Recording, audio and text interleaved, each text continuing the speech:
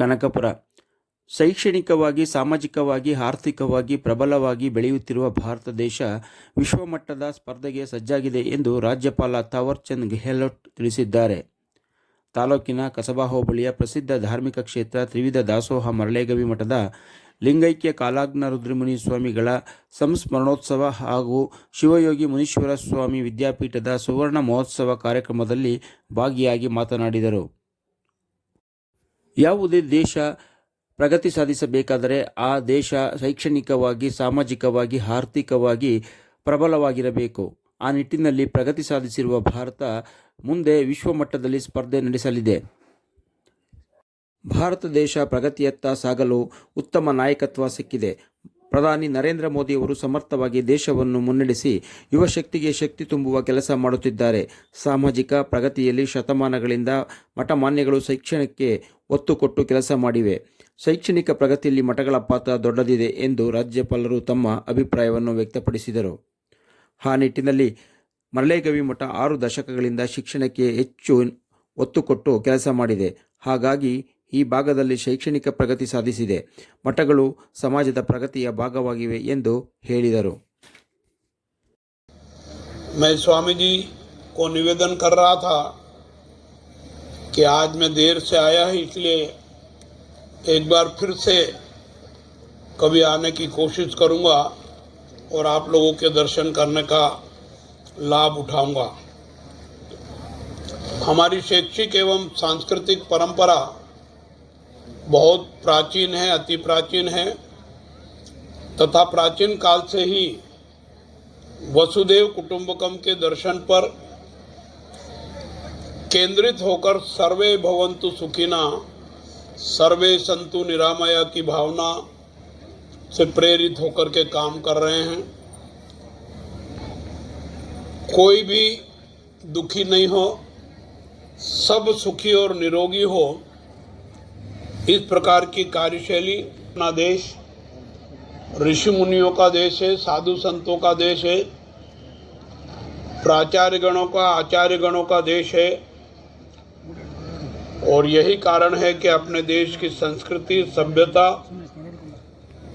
और अध्यात्म की भावना देश और दुनिया में तेज गति से प्रचारित हो रही है और लोग सद्मार्ग पर चलने का प्रयास कर रहे हैं।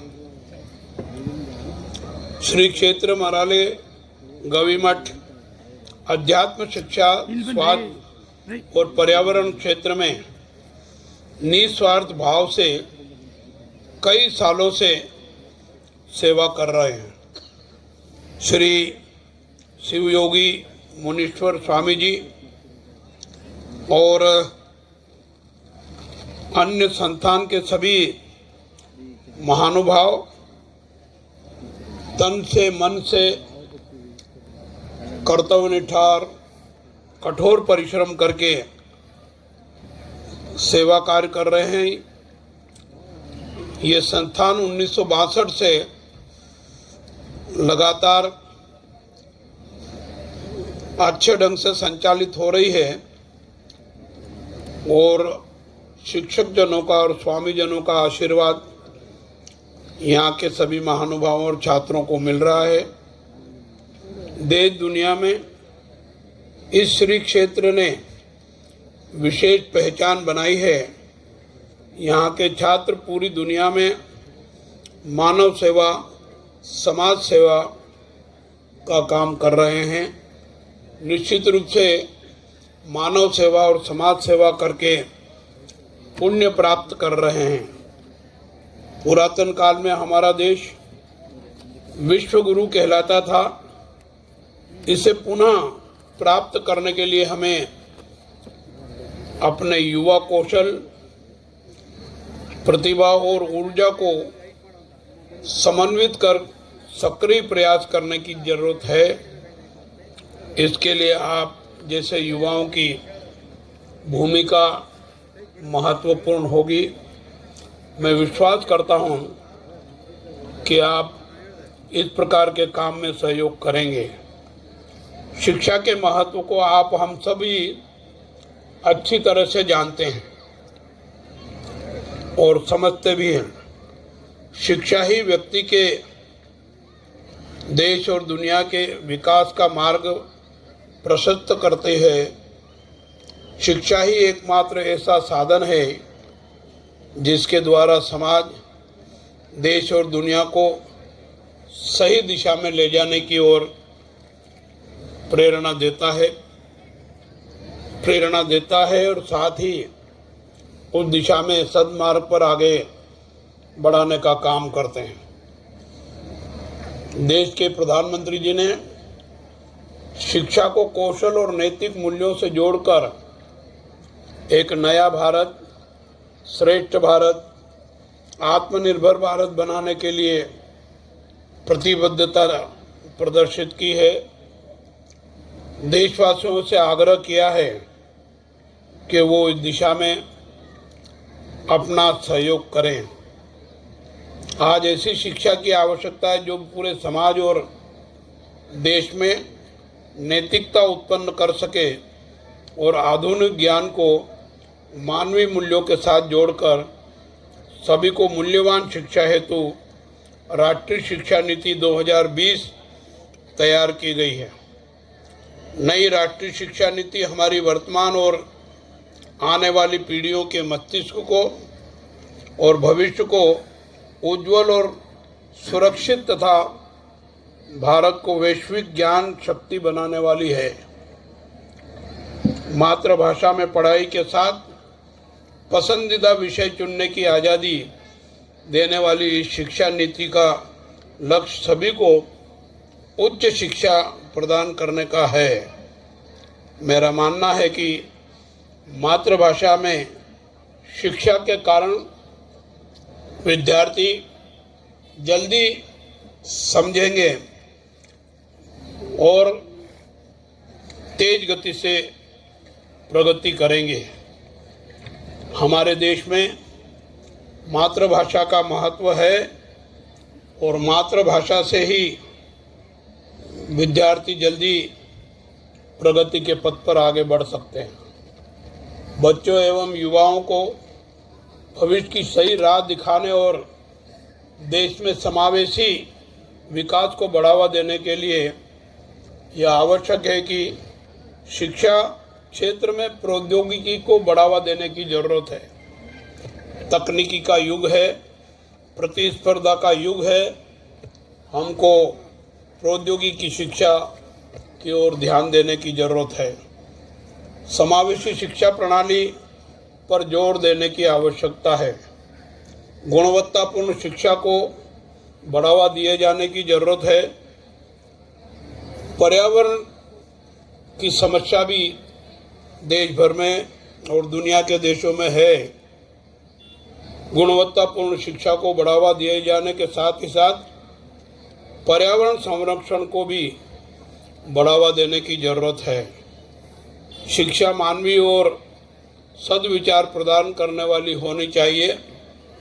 मनुष्य जीवन बहुत मुश्किल से मिलता है और इस मनुष्य जीवन को सफल करने के लिए हमें अच्छी शिक्षा प्राप्त करने की जरूरत है। वर्ष 1991 में साक्षरता के प्रचार प्रसार के लिए मैंने मध्य प्रदेश सरकार में मिनिस्टर रहते हुए 11 दिन की पदयात्रा की थी। लगातार 385 किलोमीटर की यात्रा करके शिक्षा के प्रचार प्रसार के लिए कोशिश की थी और उसका परिणाम ये निकला कि साक्षरता का तेज गति से विकास हुआ है, प्रगति हुई है। हमारे देश में छात्रों की ड्रॉप आउट प्रॉब्लम भी है। 8वीं 10वीं 12वीं तक पढ़ने के बाद विद्यार्थी स्कूल छोड़ जाते हैं और उसके कई कारण हैं। सामाजिक पिछड़ापन भी है, आर्थिक कमजोरी भी है, घर में कामकाज करने वाले नहीं होने के कारण भी बच्चे स्कूल छोड़ देते हैं। हम सबको ये प्रयास करना चाहिए कि उन बच्चों को बीच में स्कूल छोड़ने की जो सोच है उनकी उसको दूर करके उच्च शिक्षा प्राप्त करवाना चाहिए ताकि देश तेज गति से विकास करे और दुनिया के देशों में सिरमौर देश बनने की दिशा में आगे बढ़े। अगले 25 वर्ष की यात्रा नए भारत के सृजन का अमृत काल है। इस अमृत काल में हमारे संकल्प की सिद्धि हमें आज़ादी के 100 वर्ष तक ले जाएगी और ये 100 वर्ष हमारे पूर्वजों ने कहा है कि 21वीं सदी भारत की सदी होगी। इन 25 वर्षों में हमको कठोर परिश्रम करके देश को दुनिया के देशों में अग्रणी सर्वोपरि स्थान पर ले जाने में कोशिश करने के लिए सहयोग देना चाहिए। मुझे विश्वास है कि आप सार्वजनिक जीवन से और उस जीवन में सक्रिय भूमिका निभाते रहेंगे और दूसरों को राष्ट्र की प्रगति में योगदान करने के लिए प्रेरित करते रहेंगे और एक भारत श्रेष्ठ भारत बनाने की दिशा में कार्य करेंगे।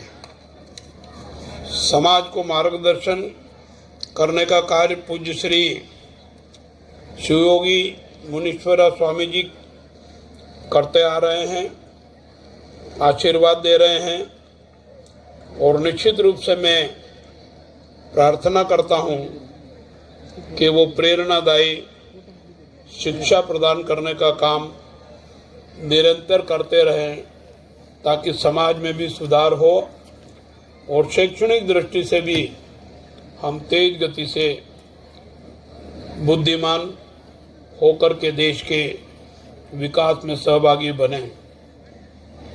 मैं विलंब से आया इसलिए फिर से आपसे क्षमा चाहता हूं और